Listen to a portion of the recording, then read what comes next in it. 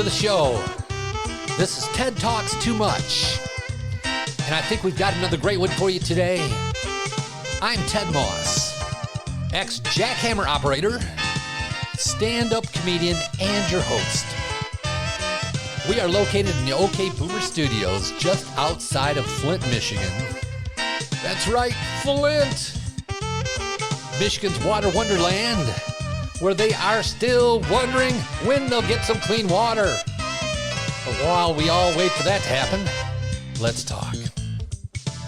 And on today's show, we got a good friend of mine, Mr. Ron Rigby. Matter of fact, the interview went so nice, we're going to play it twice. This is a twofer.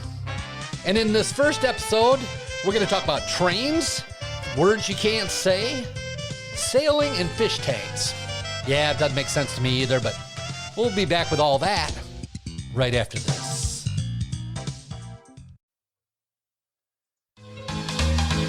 Howdy. This is Surreptitious Sam here to share some secrets that only senior citizens would know. Today's topic, Medicare. Turns out as you mature, while your body's gonna fall apart, you're gonna be like a 56 Chevy somewhere in a salt bath. If it's not rusting out, it just might be falling off, your eyes stop seeing, your teeth will decay, and everyone you know will be on some damn drugs. Don't you worry, you've got Medicare. But it turns out Medicare doesn't have eye care, dental, or prescription medication coverage. What a coinky-dink. A friend of mine told me it also doesn't cover hearing aids, to which I replied, What? So this is Surreptitious Sam, just sharing the senior citizen secret of the day, but remember, shh, it's a secret.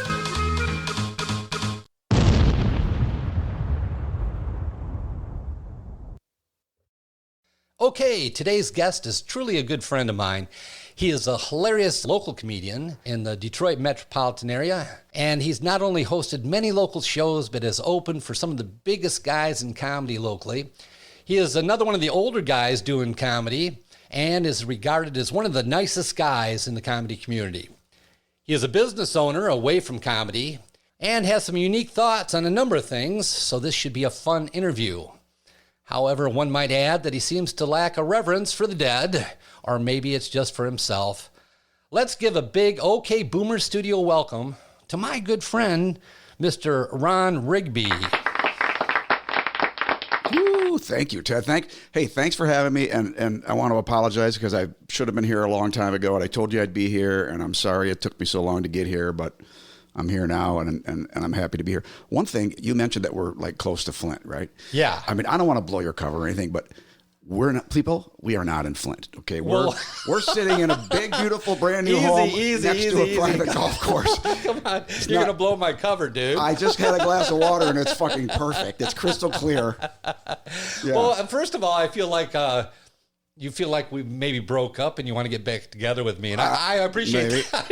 Well, no, it's because when you started this, you're like, Ron, I want you to, I was like, sure, I will definitely be there, Ted, when you want me. And then like, I look up and 4 weeks went by. I'm like, fuck, I forgot to even talk to Ted about when I should come out and stuff. And then I finally had to message you saying, well, just make a date and I will fucking be there. I appreciate that. Well, I did cry about that a little bit at night. I bet. It's kind of sad for me. I knew you did because when I got here, he's like, yeah, I've already done like 10 shows already. I'm like, oh, okay, well, thanks for waiting for me. I appreciate it. No, I felt bad about that. It was bad of me, but some shit just comes up and you're like, God. Yeah. Plus you're an hour away from me, so I know it's like an hour. So it's like, if you were around the corner, obviously would have been here sooner, but sometimes. Dude, you don't need more excuses. I'm good with it. I know. I'm good. This is for We're me. Still buds. This is so I feel better about myself. I said you were a nice guy in the interview. You don't have to be that fucking nice. You don't have to prove it. There's a couple things you lied about in that, but I'm just going to let them go. Okay, well, how you been? Everything okay? You made it through the holidays. You're into a new year. Yeah. Are you performing a lot or a little or enough? Enough for me. I mean, I'm not. I can't really do like. I shouldn't say I can't, but I'm not really into like driving an hour for 5 minutes anymore. So right. I'm trying to pick shows where I could do more time. You know? So so now I'm not like out every night doing stuff. Right. Well, you feature a lot, so you're doing like a little bit. 15 to 30, I would think, a lot of the time anymore, aren't you? Yeah. It's like, and I know this is bad because I was at Mark Ridley's the other night for the open mic show. Right. And Tim Finkel was there, and he was going up. Uh-huh. And I said to him, like, Tim, man, I have a really hard time getting 5 minutes out of my set now. And he Yeah. made a great point. He's like, you gotta fucking do that, because if you ever want to go anywhere and do a clean 5 minute set, you gotta have it. Right. And I thought, well, he's probably right. I probably should work on it really good. But like Mike Green says too, Ron, when you send tapes, you got to have a great 5 minutes. And I don't think I do. I don't think I have a good 5 minute. Well, chunk, it's the tight 5. Yeah, it's a tight 5. And how do you find that? I don't have it. You know what? I went down to an open mic last year after doing comedy for, 5 years plus. Yeah. And the guy's running the open mic. I had never met him before. And, I'd done a couple hundred shows. Yeah. And they were like talking to me before the show. And I said, well, how much time do we do? And they said 5. And I said, 5? Really? 5? Right. And they looked at me and said, don't you have 5? You can do 3 if you don't have 5. Wow. I said, oh, no, I have 5. Yeah, I'm good, thanks. I'm just trying to figure out what I got to cut out. All right, how do I talk for 5 minutes? If you don't do comedy, it sounds like it'd be the easiest thing in the world, Yeah. But it's like if you're a runner and you run 20 miles every day and someone says, could you run 5 miles? You'd be like, oh, God, I don't know. But running 5 miles is no big deal. But in comedy, to take a chunk out of your 20 or 30-minute set and just do 5, it's a little... I did the same thing, Ted. I promised I would do a show for some guys, and I love these guys. So I said, yeah, I'll definitely be there. Sure. And then I totally forgot, but it was like an hour ride, and I get there and they're like, okay, we're all doing 6 minutes. And I'm like, fuck, I forgot we're only doing 6 minutes. And so you're like, which chunk, but whatever. It came out. It was all right. But I went out to Seattle to see my daughter. It was cool. fun. I rode the train out there, which I had never done, just for an adventure. But in any case, awesome. That sounds awesome. Was it fun? Oh man, it sounds more awesome than it really is. Well, what's the guy's name that runs the Broken Knuckle Studios? David Shank? David, and he worked for he was a train guy, yeah. And he said one of the most beautiful rides in the country is the ride from Chicago to Seattle. Oh. And I thought, well, cool. he would know, yeah. Yeah, he would know. And I hadn't seen my daughter in a while, and she had another baby, and I thought, well, I want to go out there for Thanksgiving. I'll ride the train. Yeah. Well, it turns out the train costs about as much as an airplane. And it's not any cheaper. Right. But it takes longer, so you have to sleep on it. So you're avoiding the cost of a room normally. I was staying with my daughter, but normally. Right. So if you take that into account, it doesn't cost more than a plane. It costs less because you're paying for a room on the train. Yeah. And it's kind of a unique experience in that you have a dining car. They have open seating, so you sit with people you don't know. You meet people. I think this will be good for comedy. I'll meet some interesting people. So I thought I'd do this and take this beautiful tour of the northern United States going out to Seattle. Right. Well, it turns out that by the time you get out of Chicago and get on your way, the sun goes down. And who knew they don't light the Rocky Mountains at night? Oh, yeah, it's harder to see that way, isn't it? You can't see shit. You wouldn't think that they don't have telephone poles on the Rocky Mountains. No, that's right. Wow. I'm looking at blackness. Wow. I'm on this train looking at nothing. And you know what, Chad, when you're telling me this story, I'm picturing all these really cool, interesting people on the train, like where you're sitting next to a couple from Paris or something. Yeah. And then the dinner car's got all this great shit going on. Was it like that? Yeah, well, kind of. Here, I'll tell you. When I grew up, and what I taught my kids is when you meet somebody in a normal conversation, the right thing to do is to always respond with a question if you've been asked 2 questions. Oh. So if you go to a social event, and I taught this to my kids when I took them to a party where there were going to be a lot of people, and I didn't want to support them and have them by my side. Yeah. I wanted them to mingle. I said, if somebody asks you 2 questions, ask them a question in return. So if they say, hi, what's your name? And what do you do for a living? Hi, what's your name? Is that 1 or 2? That hi is not 1. Oh. What's your name is a question. All right. What do you do for a living? So then you respond, well, my name is Samantha and I'm a student. Mm-hmm. You're required by etiquette to ask them a question back and say, well, how do you know the host or something? That's cool. Yeah. It's just the way of being. It's a good idea. Yeah. And I think that's, whether it's realistically understood by everybody or not, I'm not sure, but it's kind of, I think it's kind of a comfortable way to have a conversation. Yeah. So in any case, I get on the train, back to the train, and I'm going to meet people, and I'm excited about this. Yeah. Because they're going to be interesting or they're going to be funny. It's got to be one of the two. Either I'm writing comedy off what I do, or I'm learning something. People take the train, right? I wouldn't think that. You know what? That I thought the same thing.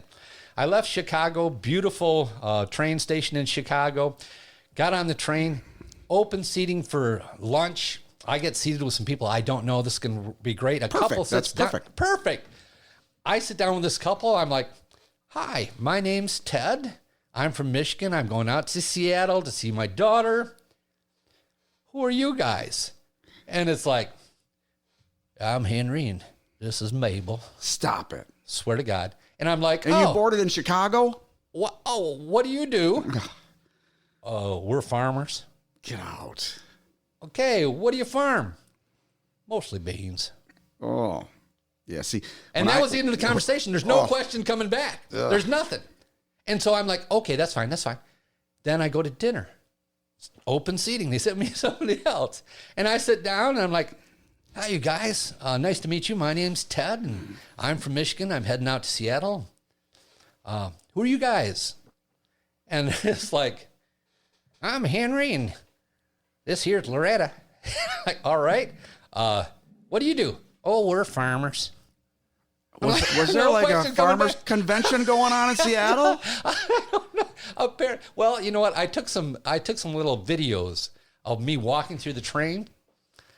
Mostly farmers on the train, dude. Get out. Swear to God. Mostly farmers. Did you And I ask- have nothing against farmers. I know. But they are no. great No, conversationalists. but did you maybe figure out why that was or anything? Or like, where, Yeah, I think it's because it's the train, dude. yeah, that they don't fly? Farmers don't I fly? guess I don't know. Jesus. I'm not sure they know about Were they all, planes. did they all, were No, they I all don't know. bean farmers or they all farm different stuff? I didn't get that far into the conversation because after that it kind of ended. Then we just kind of ate and stared out the window, and then I excused myself. So meeting interesting people isn't something that was happening on the train, but it was interesting.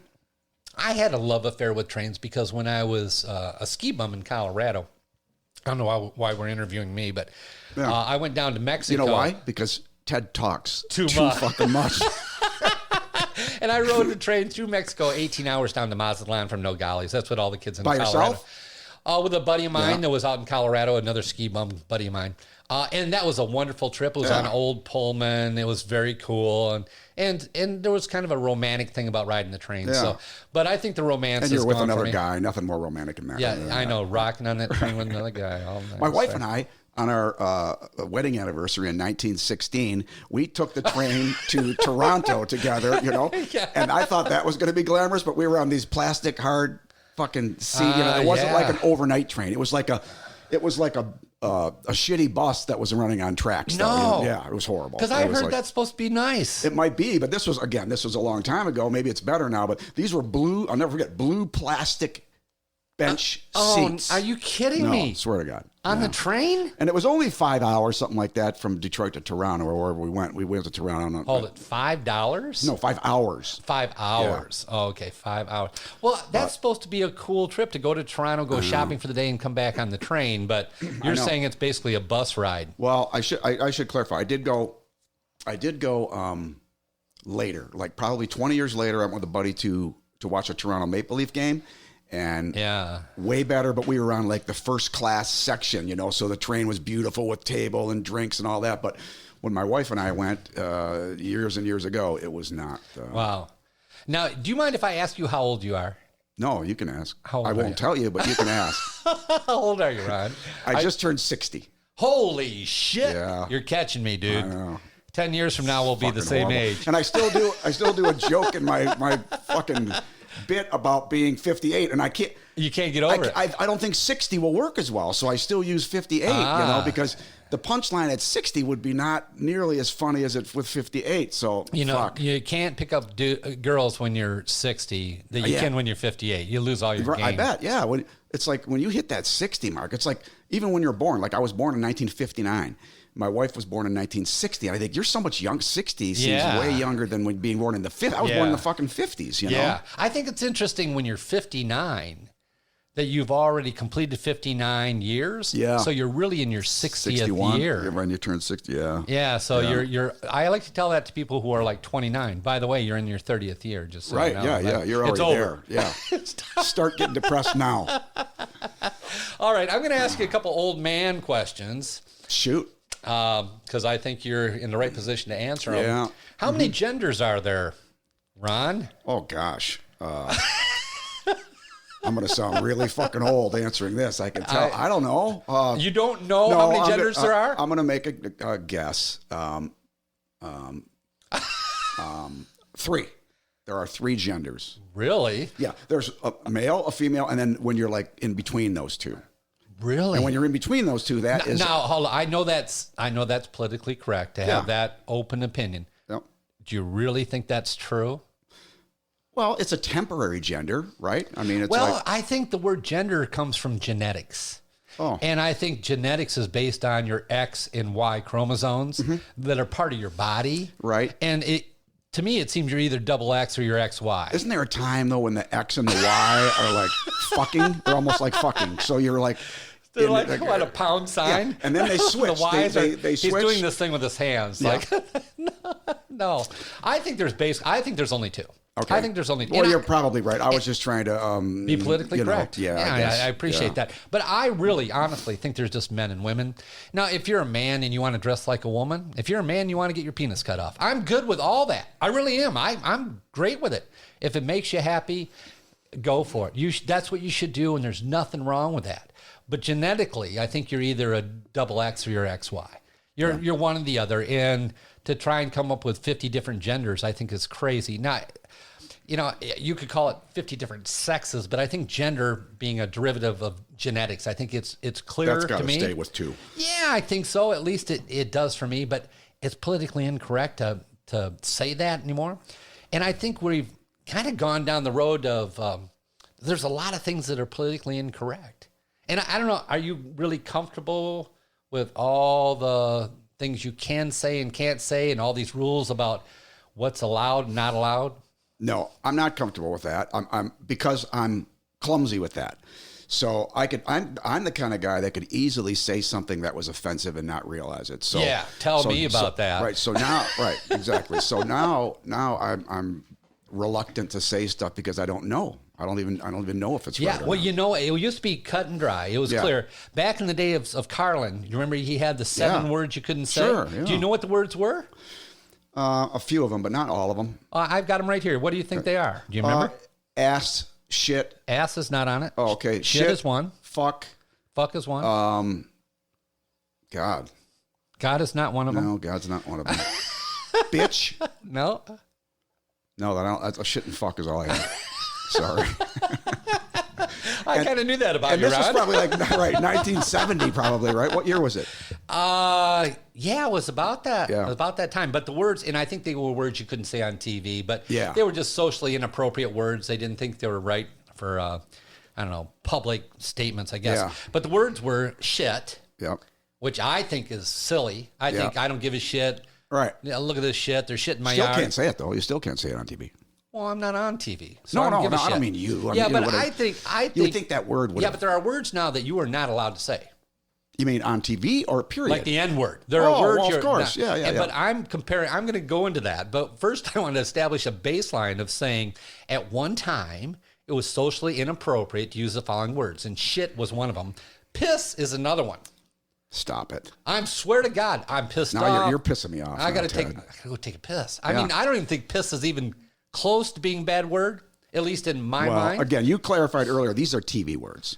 Well, yeah, but they were also TV words if because Carlin was going on Johnny Carson. Yeah, but they were TV words because they were socially inappropriate to say. Yeah. And if you were saying them into a microphone on stage, even as a comedian, people were laughing because it was shocking that somebody would actually be repeating these words out loud in public into a microphone. That's how shocking they were. Right. And that's why the bit was funny. Yep. But the words were shit, piss, third word, fuck. Mm-hmm. And I tell you what, in my best bit, Finder, Chatter, Caller, I say fuck 11 times. And I think it's hilarious and it fits in there really well. And right. It's a perfect word for that. I don't think anybody's ever been offended by it. Nope. Cocksucker. What's wrong with that? Well, you know what? I think individually, I think sucker, there's nothing wrong with sucker. I had a sucker. The guy's a sucker, whatever. Cock, I don't know, but if you put the two together, I don't know why cocksucker would be on it and cock liquor wouldn't. I think cock is appropriate. Cock is said on TV, but it's in a different context. That's all. I mean, Yeah, cock-a-doodle-doo. Yeah. Yeah. Gamecocks and cock that rifle and all that stuff. You can say cock, but you can't say add it in sucker. conjunction with sucker in it. Right. Yeah. Okay. Yeah, well, if you were going to throw a sucker at someone, you could say, hey, cock that sucker. That might be appropriate, but that'd be. But you can't throw a cocksucker at someone. No, they'd be too heavy. Okay, motherfucker. Okay. Now, there's nothing wrong with mother, and I think we've established that we're pretty easy. We're pretty okay with fucker, or at least fuck. I don't know if, being the fucker, I guess, is a person. It's a subject. It's not. It's not a verb anymore. No. And not the last one. The second last one, tits. Silly. Tits. I actually like the word tits. Nothing wrong with When I was in 8th grade, it was, you know what? In 8th grade, guys were so into tits. We used tits as an adjective to describe anything that was cool, like that's tits. Oh, yeah, always. Oh, man, that's tits. That's tits. This is going to be so tits. The party's so tits. We did that too. Yeah. I think tits is like a description of something that's nice that people like. Yeah, there are a lot of words you can't use now that were described in that way, that you would say to describe something that you liked was, tits or whatever it is that aren't around anymore. You can't really use them that way anymore. Right. Now, the one I kind of agree with, actually, the only one on the list that actually makes sense to me is cunt. I was going to say, was it cunt? Cunt. I can't even believe in 1970 he said cunt, but yeah. Yeah, but cunt is, I don't even know how that can be nice. No. Cunt is pretty tough. No. And it wasn't appropriate back then, and it's probably not appropriate now. I can't think of a good use of a cunt unless it's part of consuelo. That's a word I never even use unless it's like really bad and I'm in the car by myself and some cunt cuts me off. That's the only time I'll say it.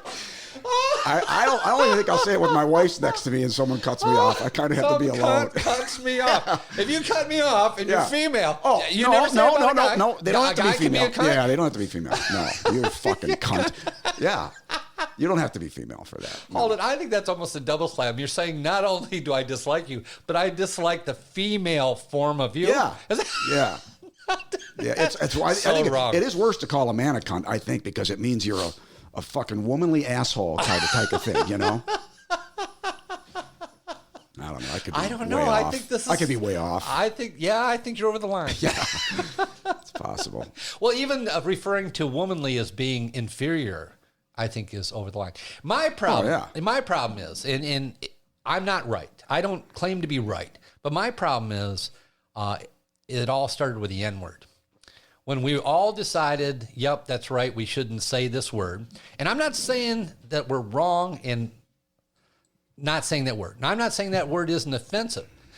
But once you start restricting language, I would rather have somebody free to say things, and then at least I know where they stand. Them not saying it doesn't mean they're not thinking it. So if we say that, okay, I don't think it's appropriate to ever call a woman a cunt.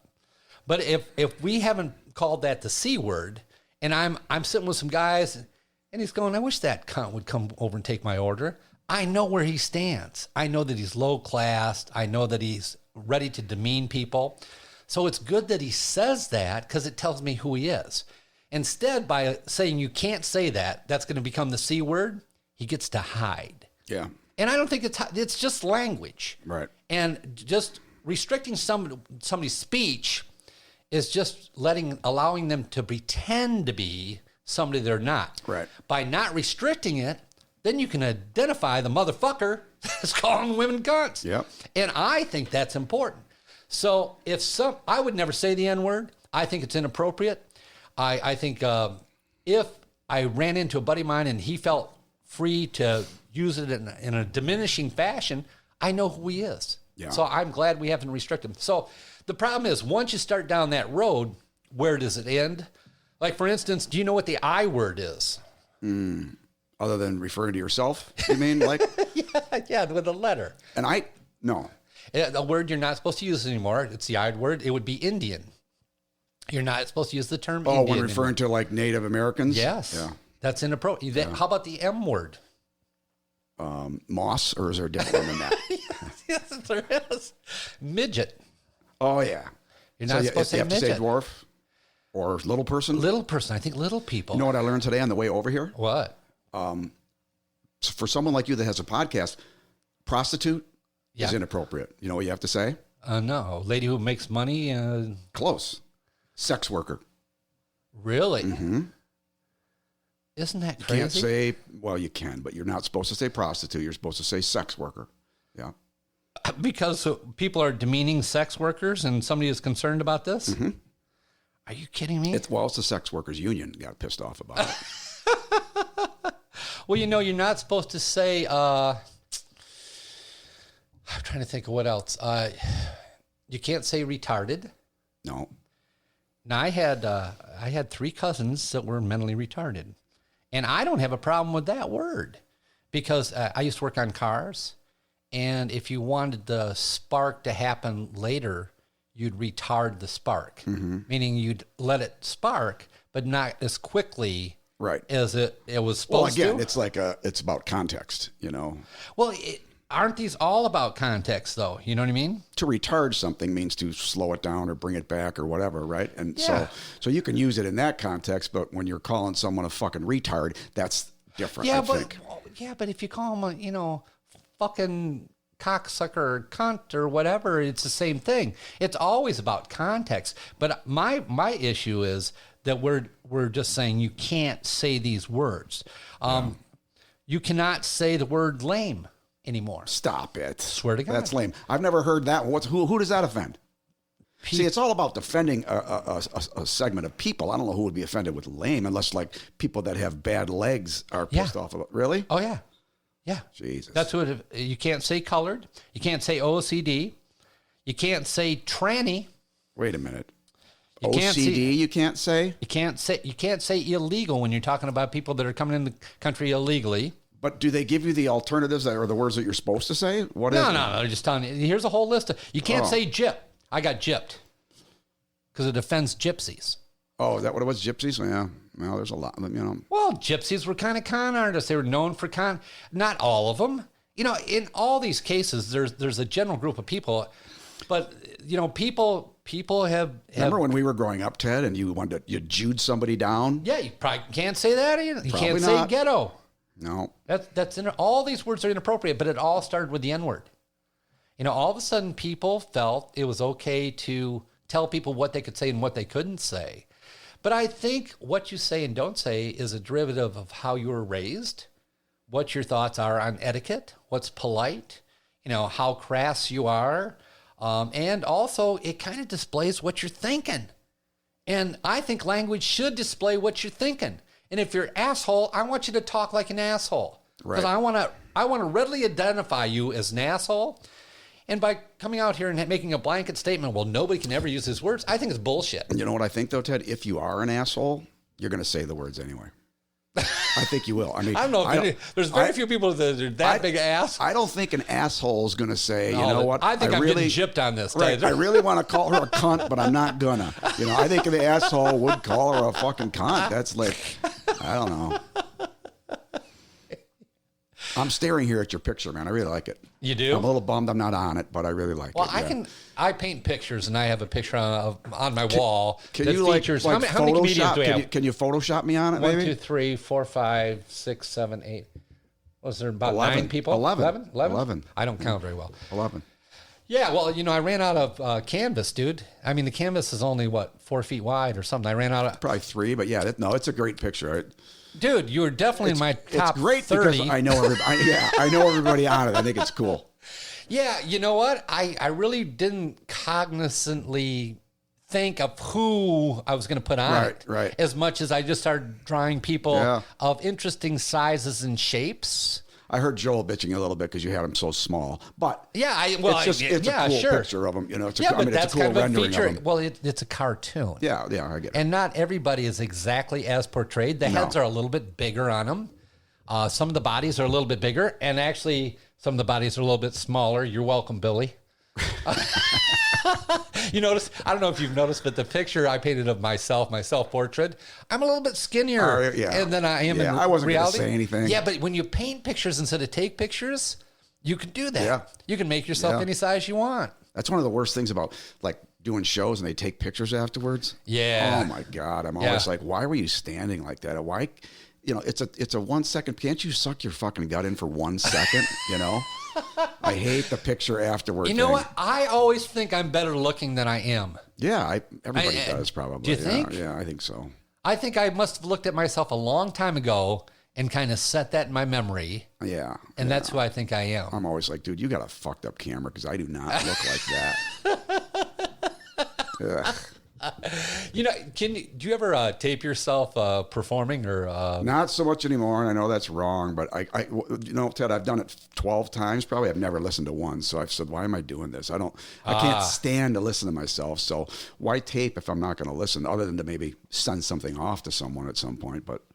You know, when Billy did his CD, Billy Reno's CD. Yeah. You opened Can't for Handle him, the Thought. right? Yeah, I actually featured for him. Yeah, I was bummed because I couldn't make that because I was somewhere else, but... Yeah, and he did a great job, had a great audience. A little hard to get him going, but by the time he got up there, I think they were ready. Yeah. And the guy that was taping him and filming him, he was all set up, and he said, do you want you filmed and taped too? I said, sure, go ahead. Yeah. And then he sent me a link to it, so I could like purchase a copy or whatever because he had it.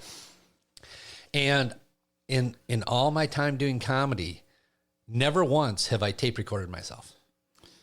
Really? You would Never. seem like, man, because if you guys could see the studio, this is like we're sitting in, I don't know, like New York in the middle of like, I keep expecting a celebrity to come out and sit Howard down. Stern's Howard Stern, yeah. like Baba Ted, Booey's Ted, gonna walk I out. gotta have my set back and my show's on in a half hour, and this is professional stuff. I would figure you would, do yourself. Yeah, well, you would think so. Yeah. But I don't like me very much. No? In the way I talk.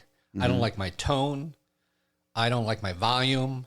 I don't like my inflections. I mean, I listen to me, and I think I would not hang out with me. I'm kind of a fucking asshole. I'm kind of a cunt, is what I... Yeah, you're judgy. You're very judgy. Well, you know what happened? Years ago, unbeknownst to me, my dad tape recorded us at Thanksgiving. I went over to his house for Thanksgiving dinner, and Just audio? Yeah. Long time. I mean, I'm talking 35 years ago. Yeah. A long time ago. And for whatever reason, he thought it'd be funny just to tape record the living room as we walked in. And I walked Did in. you know he was taking it? No. Oh. I walked in with my sisters and brother-in-laws and cousins and, the whole family's. Called them all cunts when you walked in, probably. Cocksuckers. Was fucking hungry for tits. No. And after about a half an hour or so, he played it back. I was embarrassed. I was embarrassed about my behavior. I was embarrassed about my volume, my tone. I was embarrassed about the things that I thought were funny, obviously, and weren't that funny. I just found the whole thing just embarrassing. And, I'm to the point where I have to hear it once coming out of my mouth. Why would I want to fucking hear it again? Yeah. I already heard it. Well, I think that's kind of standard. I don't know too many people that love the sound of their voice and love the way they sound. Everybody kind of cringes at first. They say it goes away. I haven't got to the point where I can listen to myself and be, you sound good. Well, you have a neat voice. You have a good voice. Well, maybe to you it sounds like a good voice, and your voice sounds fine to me. I don't know why you're, No, I'm obnoxious as hell, dude. Well, that's your personality, not your voice. Yeah. There's a difference there, I've always told Ted that he reminds me of George Carlin so much when he's on stage because he can rattle shit off like Carlin did. I don't know anybody else that does that, Ted. I really don't. Well, yeah, thank you. I just saw a thing today. Nice. Did you see the thing today on Facebook about they're doing a comedy show where it's like 9 comedians are doing works of other comedians. Oh. Dead comedians. Oh. And as soon as I saw Carlin's name, I'm like, fuck, Ted should be doing that because you could do Carlin's bits better than probably anybody I could think of. Really? Yeah. What are they doing? Where are they doing this? Well, a friend of mine, Richard Mathis, you know Richard Mathis, right? Yeah. He posted it. He's doing Red Fox. He's getting to be Red Fox. So that's pretty cool. Yeah. That is awesome. Yeah. But Carlin's on there, obviously. Mitch Hedberg is another one. Phyllis Diller is another one. Really? Yeah. So these are already set up. I can't volunteer at this point. Yeah, it looks like the flyer's already made. Oh, yeah. that's yeah, cool. But I'm sure they'll do it again. Yeah, that's kind of cool. Because someone said, I think it was Elena Gonzalez said, if you do this again, please let me be Mexican funny the blonde lady? woman who used to host for Carson all the time. Used to insult everybody. Yeah. I can see her. Right. Sharp nose. Yeah. What's her name? It's not Phyllis Diller. It's who the hell is Just cut this out when Yeah, you, we when will. You, when you edit. Let's see. And we'll come up with the answer immediately after we cut this. Man, what is it? Is Joan Rivers. Sorry. Thank you. Yes. Okay. Joan Rivers. Joan Rivers. Yes, Joan Rivers. And I don't know how many dead comedians there are, but there's a lot to pick from, I would bet. Yeah. Well, that'd be cool. Yeah. Well, if you had to do one person, Wow. who would you be? Dead, I'm assuming, right? You don't want me to pick a live Well, one, a dead yeah, one? yeah. Well, do you have somebody that you think you No, could do that's no. alive? Not really. No, I don't really do. Although whenever I bring up Sebastian Maniscalco, I for some reason find myself when I talk about him doing his body movements. Yeah, so isn't that funny? I think I kind of like him. I think I would. You could morph into that a Yeah, little bit. I wouldn't mind doing him because I could get down and stretch out and do all that stuff that he does. So I think he's funny too. I kind of like him. Yeah. I think he was funny. I think his last show wasn't nearly as funny as his first show. Really? Yeah. I didn't see. It looks like he wants to be an actor now because he's kind of in like all the movies coming out. Have you ever noticed that all comedians want to be actors and all actors want to be singers and all singers want to be comedians? And Yep. Isn't that interesting? Also, I always thought it was weird growing up when I found out that somebody in one art form was talented in another art form. Like when I found out John Lennon was actually quite an artist when it came to drawing. Oh, yeah. And things like that. But then again, I think about my diverse interests. Not that I'm really good at any of them, but I kind of have a musical side and an acting side and a painting side and a performing side. Yeah, you're one of the most diverse. And when I say artist, I mean encompassing all that. You do a lot of artsy type things. I do everything until I'm mediocre at it. Singing, songwriting, painting, comedy. I'm sure you'd be a great actor. Have you ever tried out? You ever done a short film or anything like that? I had the lead in all the plays in high school and did that kind of stuff. I never pursued it because I never had time to. I had to get a job because I got married in college and I was done having fun. Yeah. Well, I was lonely, dude. That money thing always comes up, Yeah. Well, I used to do back in, I don't know, when was it? 2005 or 6, maybe something like that. When movies were big in Michigan, remember that? Yeah, I think they were giving them some kind of tax break, or there was incentives in place or something. They were matching whatever they would spend, matching funding or something like that. Yeah. So we were doing tons of. So I thought that's something to get into. I want to try that, So I took acting classes and I would do some short films. And cool. I was in some films that were around, big films around here, but never any speaking roles or anything. It was always like background stuff, but. I enjoyed that. It did get boring though. You spend a lot of time doing just waiting, nothing, absolutely nothing. Yeah. For 12 hours, and I would be on the set for maybe 12 hours and literally do like 30, 40 seconds of camera actual action time. Well, you know what? I think there's a special talent to be an actor, and I think I don't have that talent because when I look at my comedy, my stand-up comedy, and I'm honest with myself about it, I think. I write in a unique fashion, and I'm kind of rhymey, rappy. I mean, that's what George Carlin. That's what I told you. Yeah, fucker. So that, fucker. But I think I have a style that's kind of interesting. Yeah. I also don't have problem coming up with comedy. I can write comedy pretty easily. That's the other thing. I forgot to mention that as your art as a writer. Yes. Well, yeah. But I think my weakest point is performance. I think when I perform, I am too recitey. I don't sound real. I sound like I'm reciting, and I am reciting things. No, I'm not going to. There's no lie. I am. No. But people that are really good when they're reciting the dialogue, they sound like they're saying the dialogue. Right. Yeah, and I don't think I have that ability, and I've worked on it. Actually, with Sal D'Amelio, Sal said, "Dude, you're scaring them with your comedy. Come up and talk to them first. About anything." Just have some kind of natural conversation, even if it's 3 or 4 sentences. Yeah. Just talk before you deliver your first joke. Now, Bill Bouchard, who taught the Comedy 101 class, and the godfather of comedy locally, said, be funny fast. Of course, we were doing 5-minute sets back in those days. And so I marched right out and hit him with my first joke. And I've always done that because that's what I was taught. Yeah. But I think... What was your opener, Ted? What was your... did you have a quick opener? Recently, at the end. Well, no, like your longest the one that you I think I always open with something about being from Flint. Okay. Yeah, I normally don't tell people I'm from Flint. I'm from Flint, Michigan. Yep. I normally don't tell people I'm from Flint, Michigan because I'm from Flint, Michigan. Right, yeah. And that's Now, it. was that- That's not complex. Was that joke always after the water thing? Or No, that was the opener. And actually before that, I did a joke that was similar. It's good to be here. I'm from Flint, Michigan. It's good to be here. But when you're from Flint, it's good to be anywhere other than Flint. I remember that. And that was my opener for a long time, and I did that for about 6 months. But I ran into a comedian from Flint with more seniority than me. Oh. I can't remember his name. Long black hair, a black guy, kind of dreadlocks. What's his name? Super nice guy. Older than you? Yeah. Anyhow, he was opening with the exact same joke. Brian McCree? Yes, Brian. Brian was opening with the same joke. I saw him at the Holly Hotel. Brian McCree is fucking hilarious. He is hilarious. And he's from Flint, and he currently lives in Flint. And he was opening with the same joke.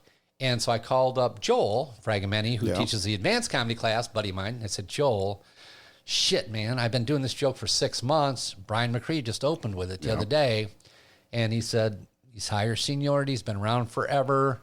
I'm sure it was just a parallel development of the joke. Well, you're both from Flint. Yeah. Yeah, I mean, but let it go. Yeah. You can't do the joke anymore. And that's when I came up with, I normally don't tell people I'm from Flint because I'm from Flint. Right. And which is kind of the same joke. And that joke is all about timing too. I mean, if you just say it, it's not funny. But if you say it with a pause, then it's funny. I've always loved your onstage persona. I just thought that... Really? I don't think so. No, I did. I just thought you should go in and out of it versus doing everything in it.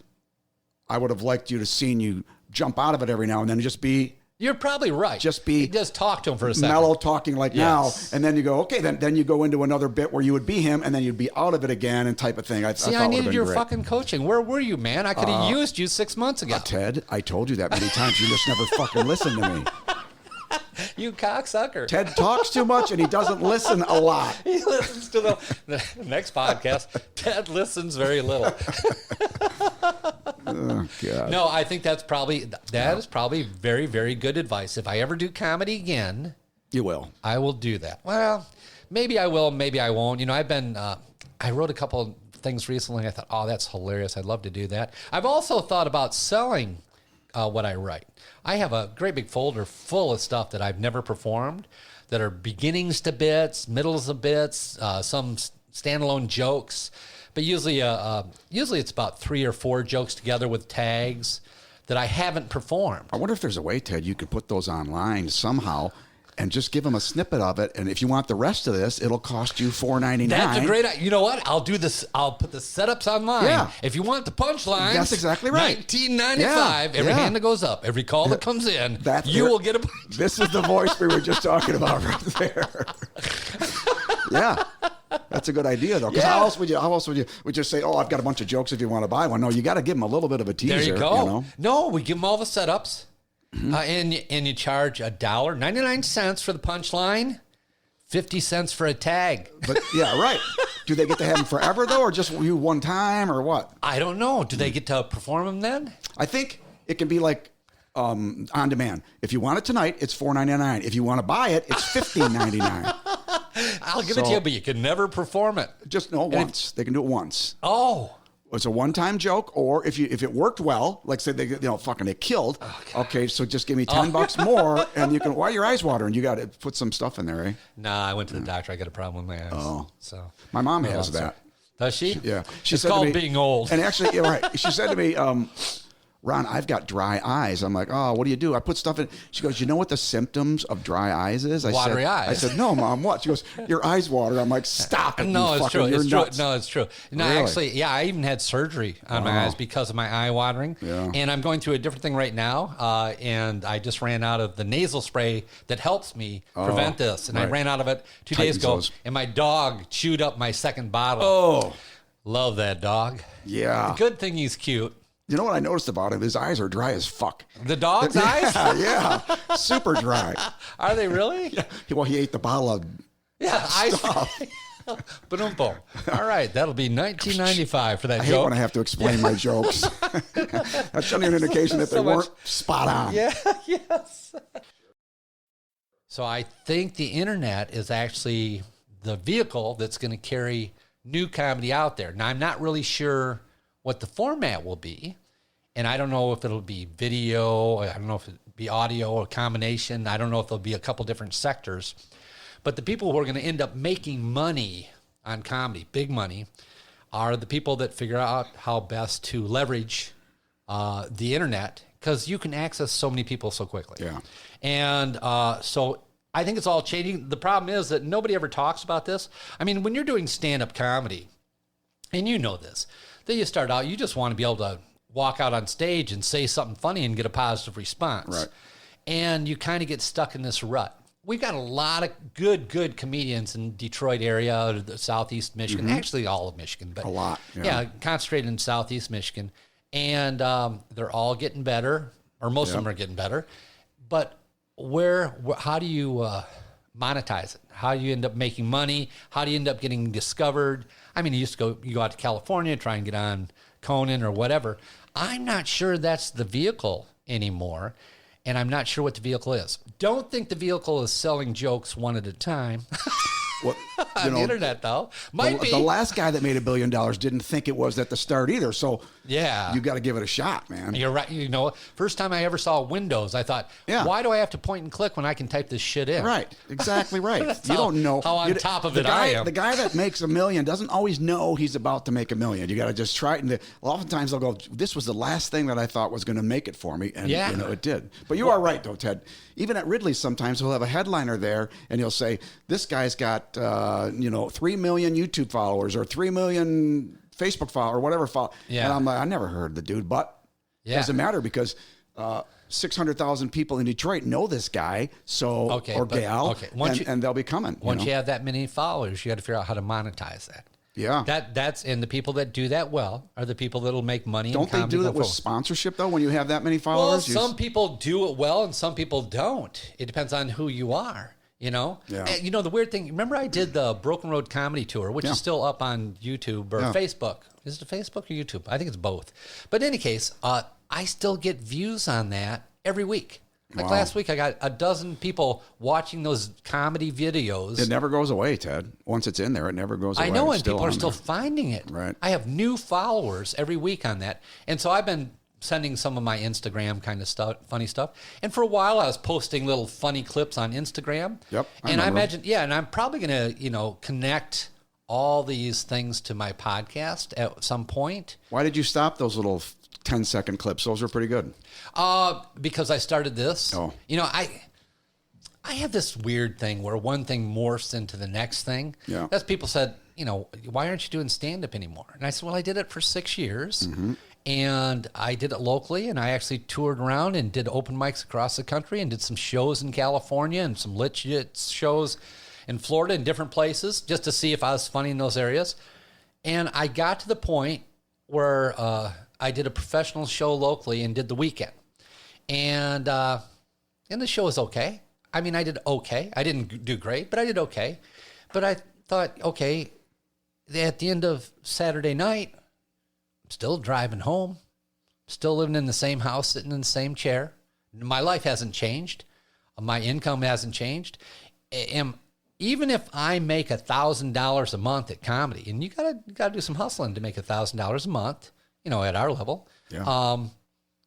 You have to kill people to make $1,000 a month. Well, $250 a week. So the weekend you got to do, So I'm kidding. $12,000. After taxes, you got $8,000. Is that going to change your life? Is it going to change? What are you going to buy? Are you going to have something you don't have right now? Is there something you need?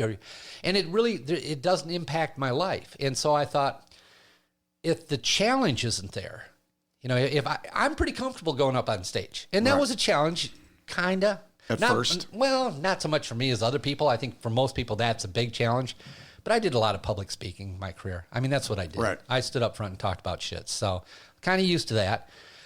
But trying to write things that are funny, trying to feel out the crowd, trying to figure out what to say. I love the comedy community. The comedy community to me is like going to church. You might not like all the people there, but isn't it interesting being part of the group?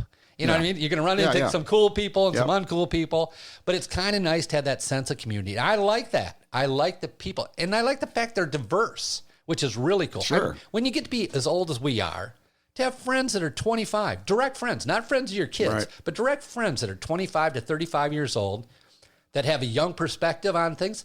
I think that's really cool. Yeah. So anyhow, I've done all that stuff, but the question is, what's next?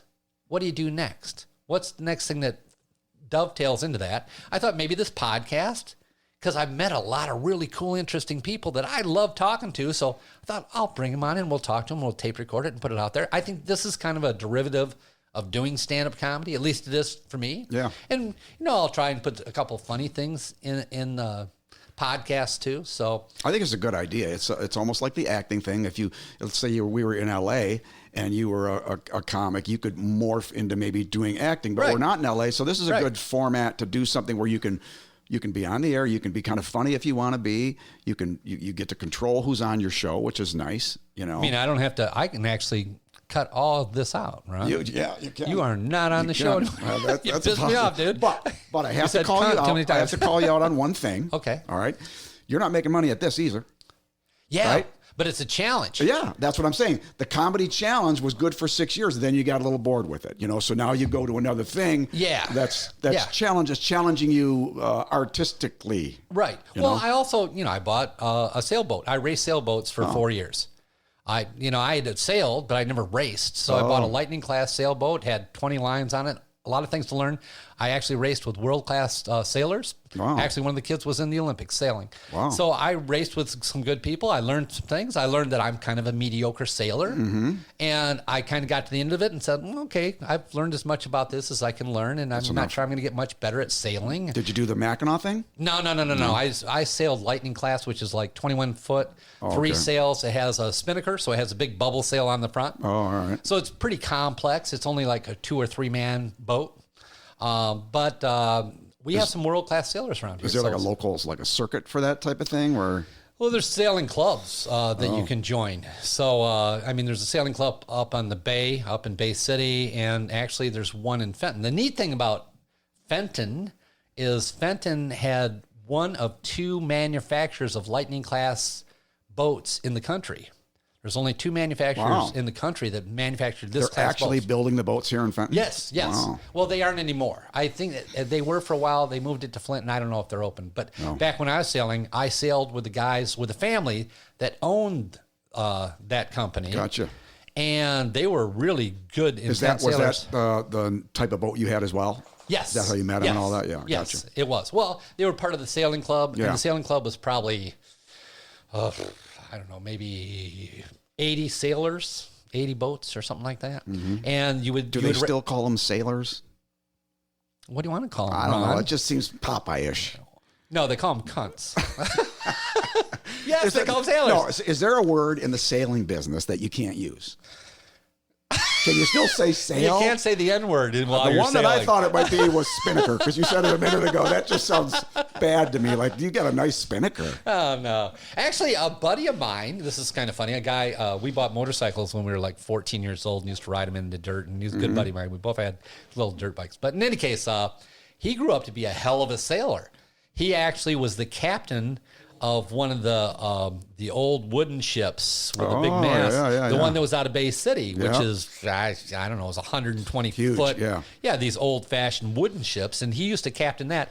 He also got on a smaller boat, which was probably, 45 feet, and sailed across the Atlantic Wow. to England. He said that was scary as fuck. Oh, I bet. Well, there's no lights out there. I don't know if you know that. I didn't realize and that. because you They have don't light the path all the way to Europe? no, in the middle of the night. fuck? You have to follow the currents.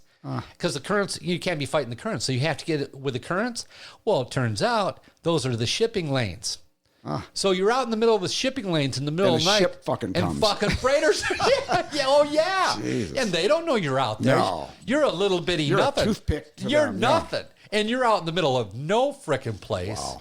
trying to dodge the freighters. So you can't have everyone on the boat sleeping at the same time. No, is you what I'm can't. guessing, No, yeah. that you can't. And you have to have your radar on. You have to be aware. Also, sailors are really smart people. I mean, they're really down to earth, like you would think of construction kind Right. of guys. But they're very utilitarian. I mean, they have to be good at They're like hydraulics MacGyver and mechanics. people. And, Yeah. all of Yeah. them. And they have to be good at navigation and Right. math and science and Yeah. and weather. And, if something breaks down on the boat, You got to fix yeah, it. yeah. You're out in the middle of nowhere. You got to fix it. You can't call a sailor mechanic. No. Because they're not coming out. You got to get the boat to shore. Right. Yeah. That's pretty cool. Yeah, you got. Yeah. You got to know about diesel engines and. There's never been a sailor or a captain of a ship that has an issue and goes, I fucking don't know anything about that. Yeah, let me call somebody. Right. No, he's got to know everything that Yeah. comes up. He's got to be able to know how to do it himself. Yeah. Everything. Yeah. And it's so diverse. I mean, even if you just imagine trying to sail without GPS. Yeah. You're navigating across the ocean. No, they used the stars is what they used. Well, no, GPS, dude, has only been around for I'm saying 25 they years, used the stars. 30 years? They did. They used the stars. Yeah. Well, you're using compass. moon. You're using a compass, dude. Oh, well, that too. They have But a thing those called only been compass. around 5,000 years. What did they use before those? Who needs this compass? I got the moon. And if it's cloudy out, you We have no are idea not where sailors. you're going. Where are we going, Captain? I don't know. It's cloudy. Let's wait for the clouds to clear. God damn it, there's no That's, moon you know tonight. what, Ted? That's why I Next don't month fucking we'll go sail. someplace. Yeah. That's why I stopped sailing. new I kept moon. getting lost. I don't know. They're very smart people, though. Yeah. Yeah, but in any case, I was thinking actually about buying a boat recently. I've been thinking about that. I thought I remember you were going to look for a big boat. Yeah, but not a sailboat, a motorboat. Right? Well, my dream was to actually buy a sailboat, maybe a Hunter, like a 35, 40-foot Hunter, and sail the intercoastal, which means you aren't going far from land. You can always see land. I kind of like that. I like when you can always see land. Because I'm Yeah. a swimmer. I was a swimmer in high school. Yeah. And If as all long else as I can fails, I see can get to fucking shore. land, I can get there. I know. Yeah. I know. I don't care how far it is. If I can see it, I'm getting there. Yeah. I swam across our lake and back when I was like 8 years Yeah. old. My dad didn't believe I could. And actually, when I was like 7, he thought I was too far out in the boat with my sister. And I said, I can swim this. He said, do it. And so I had to jump out of the boat and swim to shore to say, I can survive. Yeah. So then it's okay for me to take the boat out that Yeah. far. So I agree. Intercoastal Yeah. sailing be cool. Yeah. So growing up, we had Hobie Cats, little sailboats. We also had nice boats. So we were crazy enough to sail in the wintertime on frozen lakes. Oh, So- ice boats. I thought you said nice boats. Yeah, ice boats. Oh, yeah. I remember watching the ice boat races. Yeah. They go faster than the wind. They go. Yeah. You can go 80 miles an hour in an ice boat. I live by Lake St. Clair, so a lot of that. So in any case, I did a lot of sailing. So I love the romance of sailing. If Mm-hmm. it's not super windy, you're just kind of cruising. There's no motor. Quiet, yeah. Just the water lapping. Yeah. It's like being in a hang glider. Yeah. Well, you can hear kind of the mechanics Yeah. straining Tink, against tink, the tink, wind, tink, the little thing, things. The little tink, tink, tink of just the pole. Yeah, and you hear the water lapping. It's nice. Or if it's high wind, then you're out there. Oh, boy. You're fighting the battle. Yeah. I remember some buddies of mine that came out, and I had my Hobie Cat. They wanted to go out in the Hobie Cat, and I said, "Dude, it's too windy." What can you be like? What's a Hobie Cat exactly? Oh, I'm sorry. It's a double pontoon boat with a tarp in between it. Oh, I'm sure you've seen it. Yeah. And when they hike up, one of the pontoon comes Well, way aren't those out of called the end. catamarans? Yes. Yeah, okay. Oh, yeah. Hobie Cat catamaran. Oh, I got you. Hobie is so a brand. Hobie's a brand. I got you. Yeah, Okay. I'm sorry. Got it. Yeah, sorry about that. But in any case, and on a Hobie Cat, if you're good, there's actually a line, a wire line that goes up to the top of the mast and comes down to a harness that you can wear.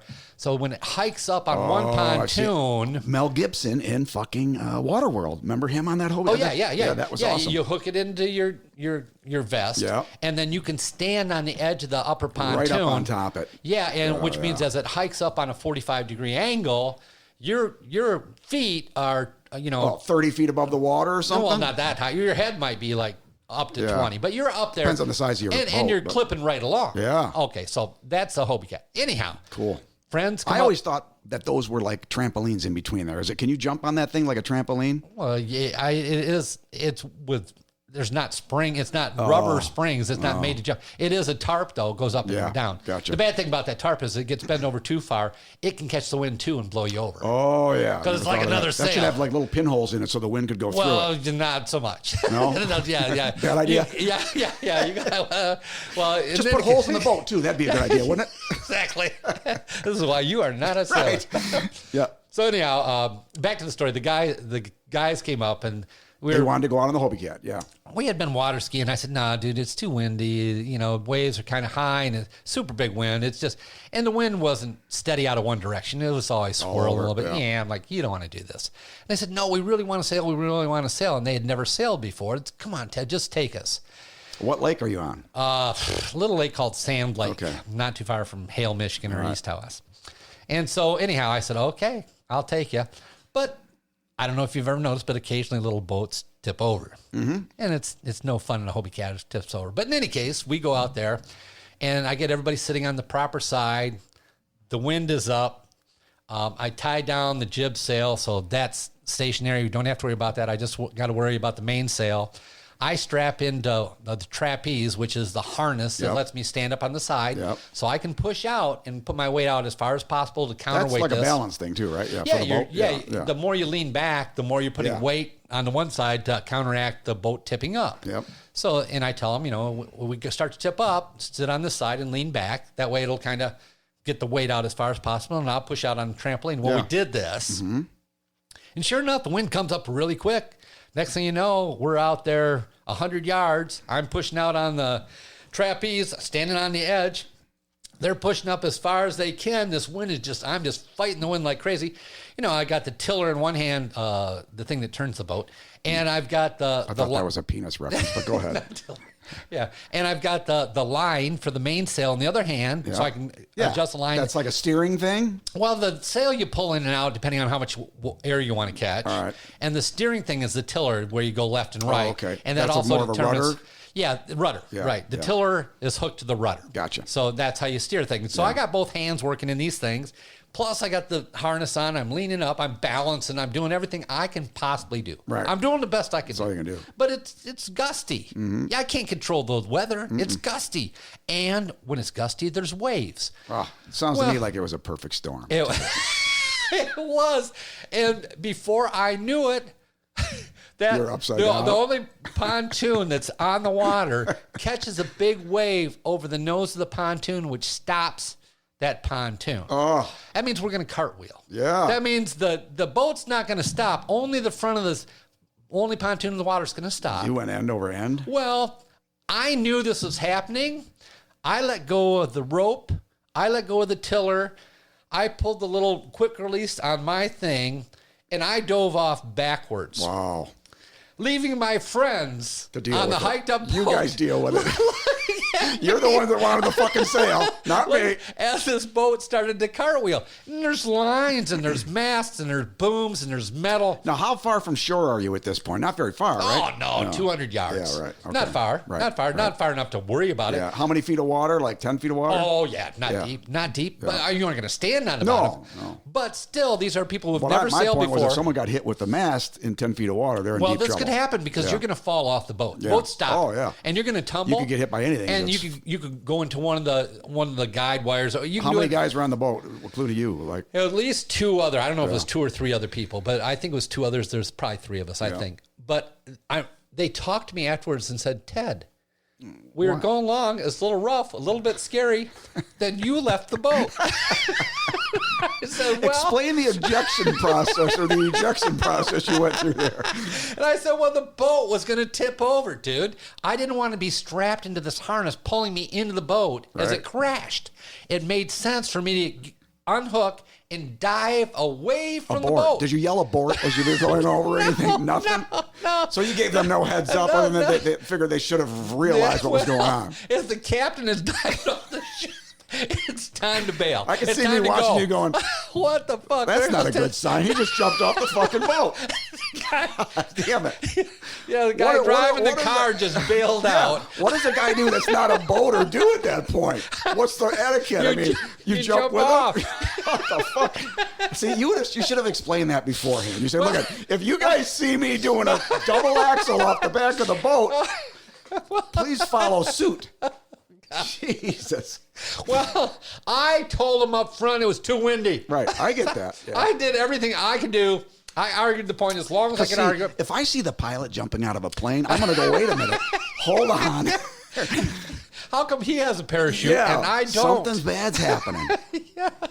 Then should I grab the tiller? Yeah. Sure. I would have grabbed my tiller at that point and said, let's go.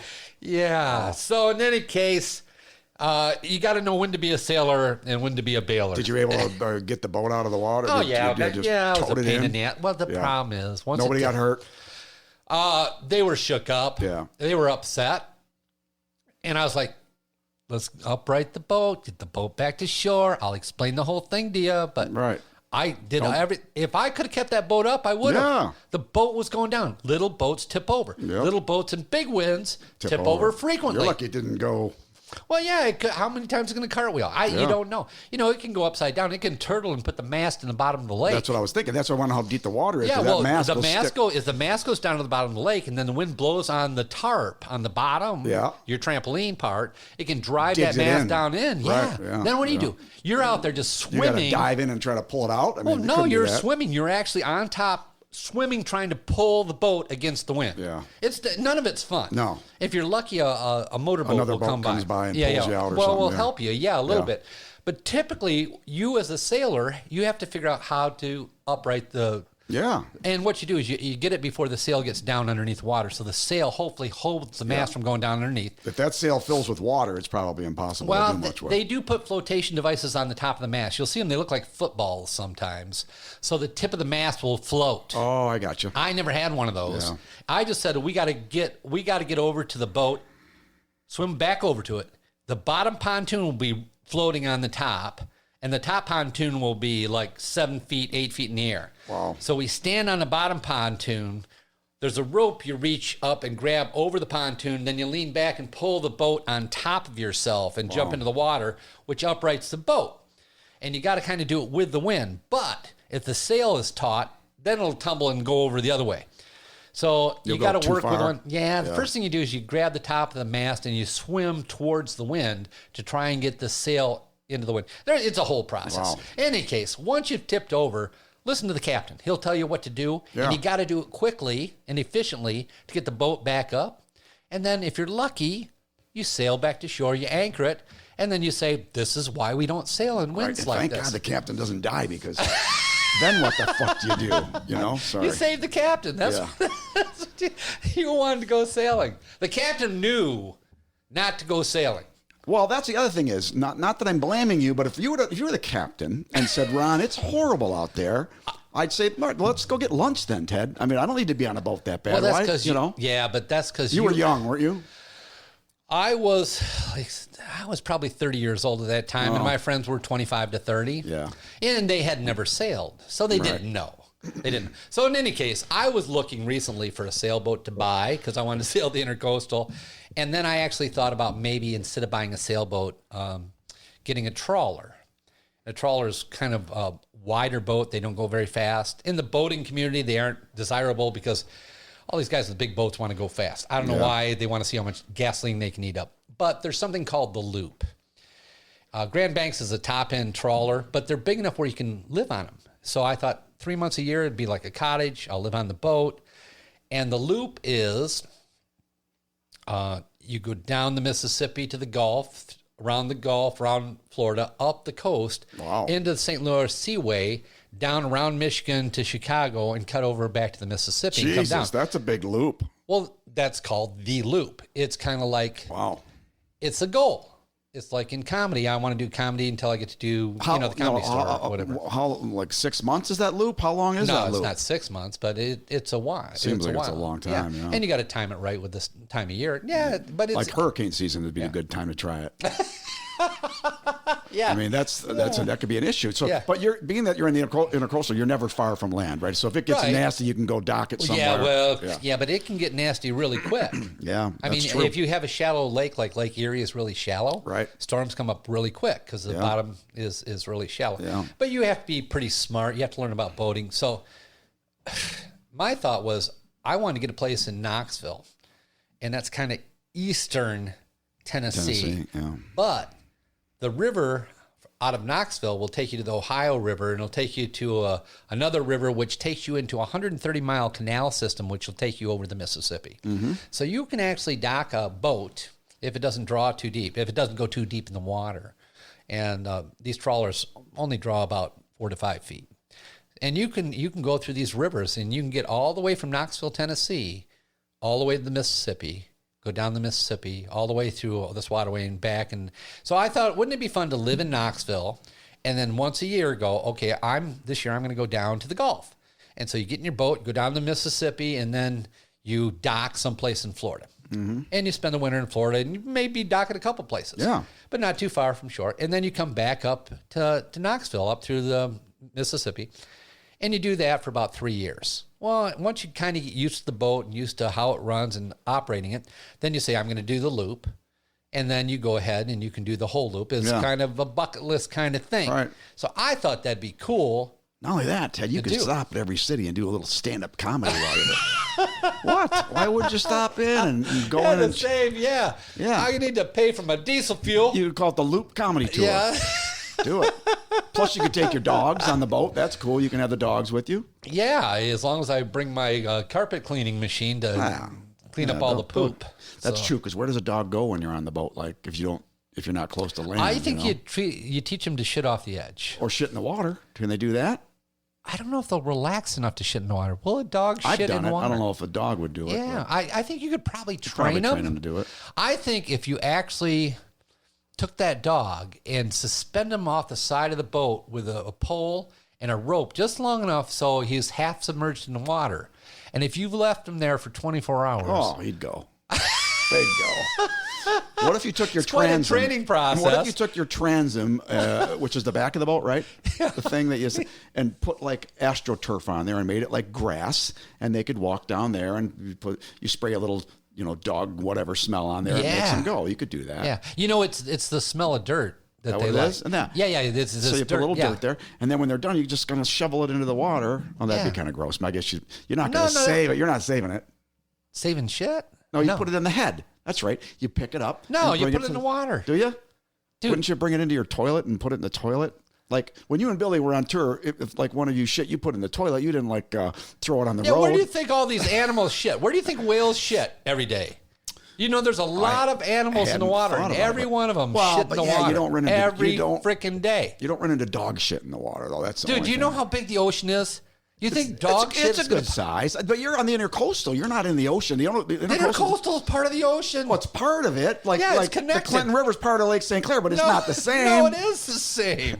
It's when I've been on the intercoastal, it's like we're going bar hopping, so it's not like you're like. The intercoastal goes out for miles, dude. It's the ocean. Okay. It's the ocean. It just means it's you're closer to the coast, probably. Yes, I gotcha. Yeah. You're part of the ocean. In the part of Florida I'm talking about, where you're in the intercoastal, where all the bars are. All those boats flush in the ocean. Yeah, they All do. those They just dump it. Yeah. What do you think? They bring it back? Yeah, I thought they had holding tanks. No. Well, they hold it until they dump it until they go out to the ocean. I just thought they held it till they got to a place where they could dump it. Not they're dumping like cruise ships do, just dumping shit everywhere. Yes. Stop it. That's no. Yes. That cannot be right. No, that is totally right. So what if you're doing the breaststroke behind a fucking cruise ship and they dump? Exactly. Oh. Yeah. Well, I don't know. I don't think shit floats, dude. At least my shit doesn't float. I think it all goes to the bottom. Some might. I don't shit in salt water, so I don't know. That could be different in salt water. Right? The buoyancy. We need a buoyancy is way different in salt water. Yeah, it is. No, it all sinks, dude. There's no fish shit up on the top of the surface ever. No. All those not beautiful fish. Caribbean. Did you ever have a fish tank? Yes. All right. I had a saltwater tank for years, and fish poop is a little different than people or dog poop. It's just made to drizzle back to the bottom. Where has this show gone? Yeah, maybe. Did you have topics or? No, dude. This is what we do. All right, this is what we do. I'm good with it. I actually had a reef tank, which was kind of cool. It was like all the corals. There was a 150-gallon tank. That'd be great. Yeah, but I had all this had to be beautiful. in it. Yeah, but it cost a fortune to maintain. I did it myself. I was like the captain, of the tank, kind of like of a boat, where I could do everything to it. Wasn't probably the greatest at it, but I was okay at it. Where I didn't, I was able to clean it myself and do that. Because you still have the tank? No, I got rid of it. It was actually mounted into a hole in a wall that I bought this house that had just a hole set in, almost probably for like a big screen TV, Yeah. But I didn't like where it was positioned for a TV, so I filled it with this huge fish tank, and there was a lower area where I had to put all the plumbing for it in there, and once I moved, I just left it all there, and so the owner took it. So I don't know if he, whatever happened. Well, did you ever shit in the tank? One time, I was a little bit fucked up. Yeah, it sunk. My wife used to piss in it every day. It did sink. It sunk. If she got mad at me, she'd go down and piss in the tank. I'd go, damn it. Barely, I'm in trouble. And the fish were expensive too. You got this coral, which is expensive, but then you buy the fish, remember, I forgot, I bought a groupie one time. It was a grouper, I'm sorry, one time. It was like a big orange spotted fish. And the next day I'm like, wow, where's my my one fish that I really love? And he was gone. I couldn't find him. I'm like, it must be hiding. Next day, another fish gone. I'm like, so I called the fish tank guy up. I'm like, dude, what do these groupies eat? And they're like, anything in your fucking tank they're eating. So I had to set a trap for this groupie because you can't just grab them. You know, it's a big tank. I can fit in the How big tank. is this fish you're trying to trap? He's about golf ball size. Well, like a couple golf balls next to each other, like about Like tennis ball. Yeah, but not as fat. But obviously, you know. He's the size of a piece of soap. Yeah, about like that. Yeah. A little thinner, but yeah. And what I didn't realize, they can open their mouth as big as their body. So it was taking in fish that I never thought it could eat, you know. So I like 3 days I had to set up. They gave me a trap, and they're like, set this trap, and you'll catch the grouper. It took me a long time. I think I lost. Did you put the grouper in there on purpose? Yeah, I thought it was just going to be a great fish to have in there. He's a good-looking fish. Right, the dude didn't tell me, hey, you know, this is going to eat everything in your tank, because that's what they do. Didn't think about that, because the other fish eat food that you'd put in there. Yeah. This fish eats nothing but other fish. It wouldn't eat food, you know. So I eventually caught it, but I lost about $500 worth of fish I had to replace because he ate them all. Well, they should have a warning on I know. that. I was kind of pissed about it. I'm like, dude, I've been coming here for 2 years. Why wouldn't you say, hey, Ron, why are you buying this fish that's going to eat everything in your tank, you know? Yeah. Yeah, that's kind of what, you know, if they have those fighting fish that they sell. The Chinese fighters? Yeah, they all have them in an individual cup. Yeah. Because I guess they'll tear each other up. I always found that my fish would find a fish that was kind of sick, and then they'd all start eating the sick Ganging fish. up on it, yeah. Yeah, I mean, they'd start by nibbling off its tail and then get more of its tail, and then it'd grow a fungus on it, and all of a sudden, everybody's just mowing on the fish. The key was, though, with mine was not to get a fish with teeth.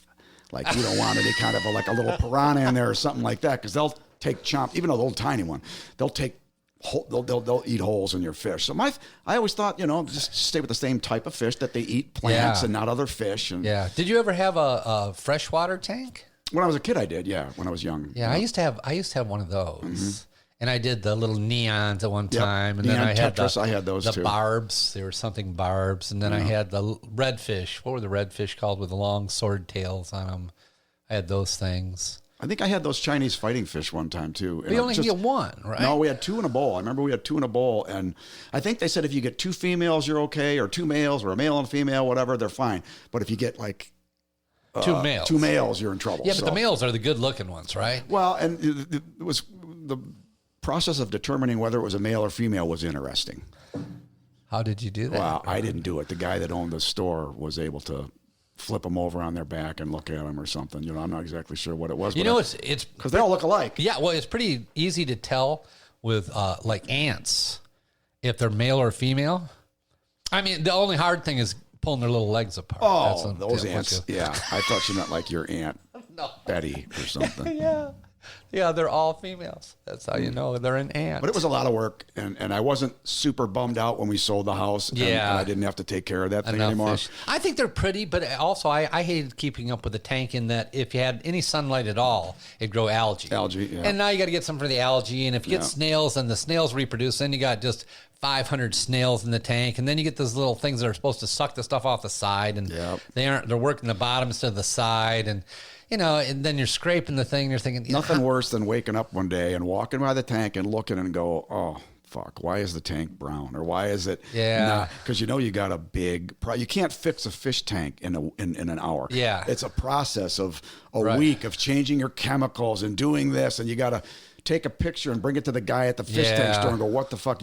We brought water samples all the time. You had to take water samples in, and he would check That's like them. a hot tub. Do you have a hot tub? Or you ever I had had a hot one tub? of those too. A fucking pain in the ass. Yeah, too. I have one of those, and it is, you know, once you get it right, it's okay for a long time. But once it goes wrong, then you got issues. Have you ever had a swimming pool? Yeah, I have one now. Yeah. Do you pain in the ass? Yeah, you have to clean that like weekly, and you're.